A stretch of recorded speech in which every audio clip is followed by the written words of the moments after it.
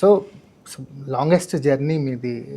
So try చేస్తున్నారు never give up లాగా ఏదో ఒక కథతో ఆడియన్స్ని ఆకట్టుకునే ప్రయత్నమే చేస్తున్నారు, కానీ ఇండస్ట్రీని మాత్రం నమ్ముకొని ఉన్నారు బలంగా. ఎప్పుడైనా గెలవాలి ఇలాంటి ఆర్టిస్టులు, ఏదో ఒక ఫ్రైడే గెలిచి సో సక్సెస్ ట్రాక్లోకి వెళ్ళాలనే ఎదురు చూస్తుంటాం మేము కూడా. సార్ వస్తుంది సార్, అది వస్తుంది, ఇది పడుతుంది సార్ సినిమా. ఎలా what is the morals strength? అంటే ఎక్కువగా అప్ అండ్ డౌన్స్ ఉండే ఫీల్డ్ కదా, అంటే కొన్ని రోజులు ఖాళీగా ఉంటాం, కొన్ని రోజులు మనకి ఎక్కువ ఫోన్స్, మన కథలు చెప్పేవాళ్ళు కూడా తగ్గిపోతుంటారు. సో ఈ టైంలో అలైవ్గా, మెంటల్ అలైవ్గా ఉండటానికి లేకపోతే ఏం చేస్తుంటారు సాయిరామ్ సార్? నిజంగానే మనకి ఉన్నప్పుడు ఫోన్ కాల్స్ తగ్గుతూ ఉంటాయి, అది తగ్గుతుంటాయి. అది కామన్ అని నేను ఫిక్స్ అయ్యాను సార్. అది కామన్ అంటే జర్నీ అన్నది ఇది ఉంటుంది, ఇది కూడా దాటాల్సిన ఫేజే. దాటాల్సిన ఫేజ్, అది మనం అలవాటు పడాలి అన్నది నాకు ఇప్పుడు మైండ్ నేను ఇదే అది. సో ఇది జరుగుతుంది, ఓకే జరుగుతుంది అని నేను లైట్గా తీసుకుంటాను సార్ ఎప్పుడు కూడా.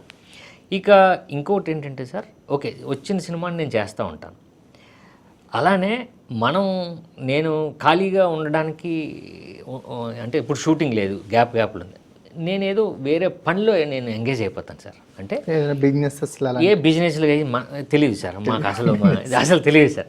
అంటే నేను కూడా, నాకు అన్నయ్య దగ్గర నుంచి నేను పనిచేశాను కాబట్టి, అన్నయ్య దగ్గర పనిచేశాను కాబట్టి నేను కూడా ఆ రైటింగ్ సెక్షన్ అంటే నాకు బాగా ఇష్టం అండి. అందులో ఎంగేజ్ అయిపోతాను సార్ నేను.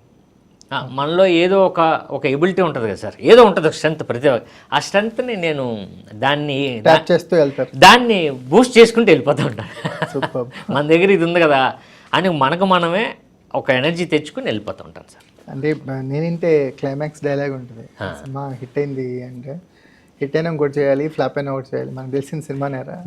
సో చాలామంది సినిమాని ప్రొఫెషన్గా చేసుకునే వాళ్ళకి, సినిమానిలో లైఫ్ని వెతుక్కునే వాళ్ళకి ఆ డైలాగ్ ఎప్పుడు ఒక మోటివేషన్, ఎప్పుడు ఒక మోటివేషన్. నేనైతే సినిమా ఆ టైంలో రిలీజ్ అయినప్పుడు అది ఆ రీచ్ని అంత రీచ్ అవ్వలేదు, కానీ but it's a library film. అవును సార్, అది ప్రేక్షకులకు రీచ్ అవ్వలేదు కానీ సార్ మనిషికి రీచ్ అయింది సార్, మనిషికి రీచ్ అయింది.